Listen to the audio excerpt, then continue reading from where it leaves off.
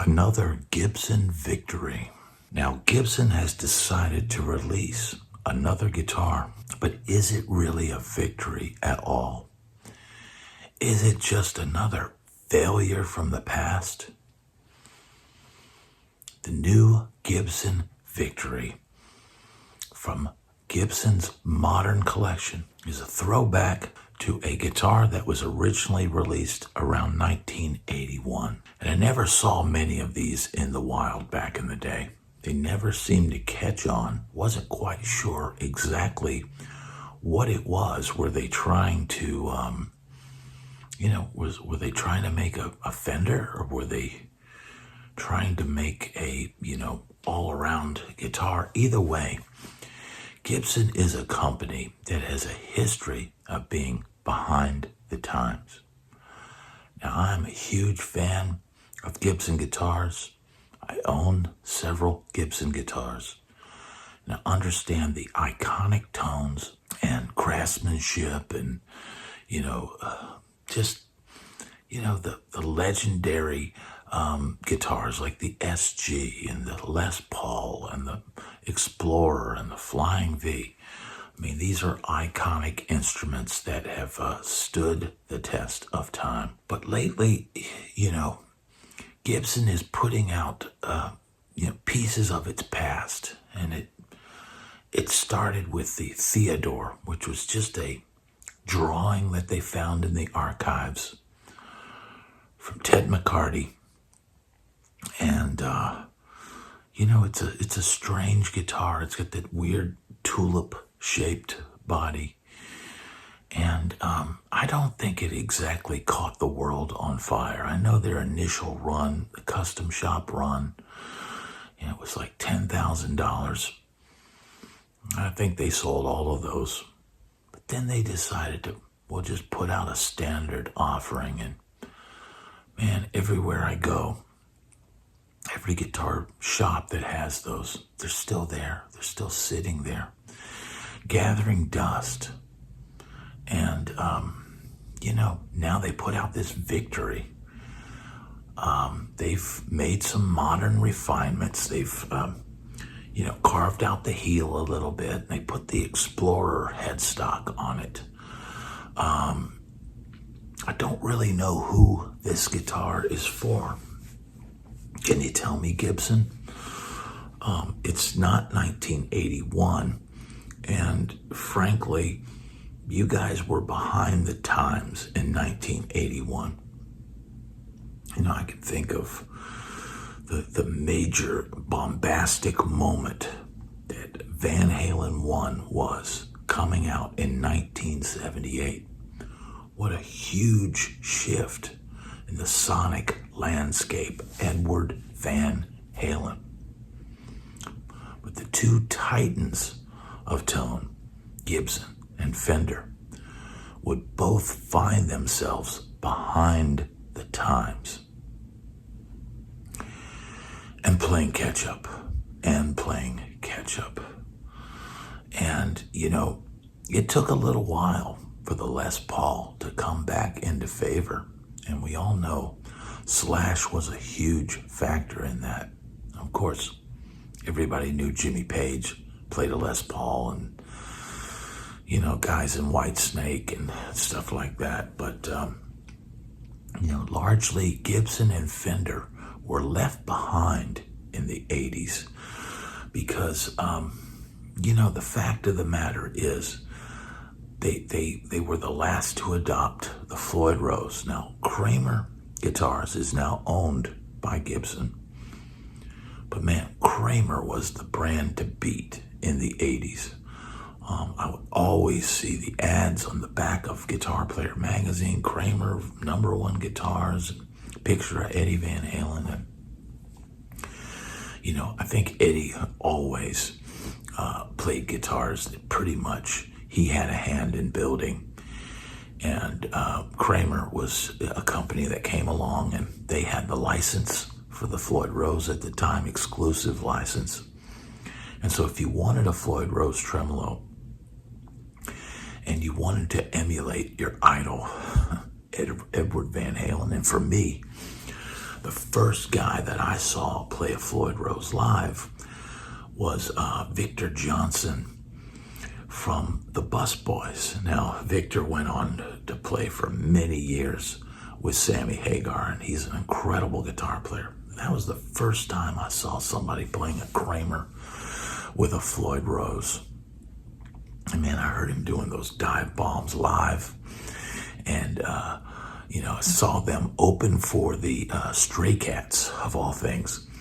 And I had no idea who the Bus Boys were at the time, but I saw Victor Johnson up there with that whammy bar, and it was staying in tune, and he was doing dive bombs and squeals and all that kind of stuff. And I thought, man, I got to get me one of those. But that was a tough decade for Fender and Gibson because they struggled to be on time with the trends and create a new product that would catch on and be able to compete with these other companies. And Gibson came out with guitars with Kahlers, and I think eventually they probably had some kind of Floyd thing. But man, for a while there, before Guns N' Roses really, brought the Les Paul back to its previous glory slash, guitars with pointy headstocks and Floyd Rose tremolos were all the rage. So now it's 2024. It's not 1981. And Gibson decides to put out the Victory again. It's sort of a strange looking guitar, sort of a offset Strat style body with a Explorer style neck. It definitely kind of takes me back to that era a little bit. But is this guitar even necessary? I mean, I don't feel Gibson makes any forward movement as far as taking guitar, further. There are other companies that seem to embrace, innovation and seek out innovation, improve on their designs. PRS is a company that improves on their designs. Ibanez makes guitars that, for shredders. They embrace modern players. But Gibson seems to be stuck in the same rut of retro vibes and not appealing to modern players. Now, there's a lot of players out there that the modern players that play headless guitars, and Strandberg and stuff like that. And Gibson at one time owned Steinberger. Now, I don't know what's going on with Steinberger, if Gibson still owns it, or if the contract expired, or they let it expire, or I don't know. But if other companies are making headless guitars, Steinberger had some of the best designs and best hardware of any of those guitars. But when Gibson took over Steinberger, they just turned it into a cheap import, slapped some cheap pickups on it, and they kind of destroyed the brand. And that was under a different administration at Gibson. That was under Henry. I just don't know why Gibson is wasting their time with this release. Yeah, is it kind of cool in a retro way? But the figured top version of the Victory guitars, those are $24.99, and then the plain top version is $19.99. Now, I don't doubt that these, potentially sound pretty good and play pretty good. And there are some differences from the original Victories. The original Victories had maple bodies. These have mahogany bodies. And from what I can tell on the Sweetwater website, these are coming in way lighter than the original Victories. The original Victories with that solid maple body, man, that is a brutally heavy guitar.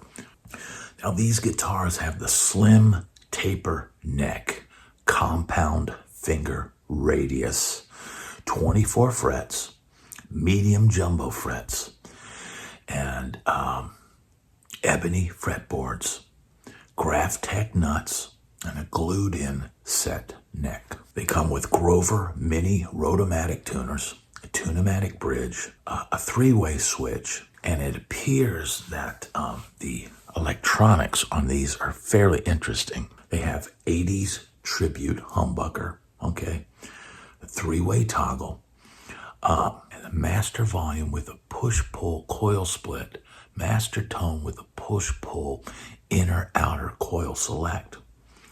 So I don't doubt that they've, you can get some pretty good tones out of this. And this actually might be closer to what I like to refer to as the Swiss Army knife guitar. So actually this could be one of the more versatile Gibson guitars on the market. And for a player, look, if I had to, go on the road right now, and Gibson said, "Hey man, we want you to give you some guitars, and yada yada yada." Now I used Les Pauls on the road some. I did not have fun tuning constantly, but I did play a Les Paul for a while, and I did enjoy the vibe of it and the power of a Les Paul. They are a classic and awesome guitar. But you know what? If I was back on the road again, I might say, "Hey man, throw me one of these Victories. Let me try this thing out. It's weird looking, and it's kind of a throwback piece, and it might be something that I would take on the road, but really can't justify purchasing something like this now. Not being on the road and not having that need. I don't feel the need to rush out and go buy a Gibson Victory, and that could be the feeling that a lot of people have. What purpose does this guitar serve? I'm not really sure. You are going to get a slightly different tone with the 24 frets than, say, a 22 fret instrument. So there's that. Ultimately, I'd like to get my hands on one and try one, but kind of like the Theodore. I'd see them in the stores. I'd take a look at it and go, and walk right on by. And that's the same thing that I did when I saw the original Victories in the store back in 1981. I went, and then I went over to the Kramer section and wanted that, or the Charvel or the Jackson. Those were way more popular brands at that time period, at least for rock players. Now, I appreciate Gibson reaching back in their past, but man, I think maybe an RD would be a cooler guitar at this point in time than say the Gibson Victory. I didn't feel like people were like, "Oh, bring back the Gibson Victory, bring back the Gibson Victory." I don't really understand why they're doing this. And I feel like, and I may be wrong, but I feel like guitar stores right now have a glut of guitars. And, they're having a tough time pushing them. Economy's kind of in the dumps. Musicians are struggling. Gigs don't, pay the same as they used to pay, and don't pay anymore. People are having a tough time. So I can't justify, buying one of these. It's not at a price point where I go, "Wow, that's a great price point." And $1,500. Now, $1,500 for one of these, that would be a price point that I could go, I don't know that they could make this guitar for that price point. Probably not, and sell it at that price point. But I don't, I just don't have any desire to purchase a Gibson Victory. So another Gibson Victory, it's not a victory to me, but your mileage may vary.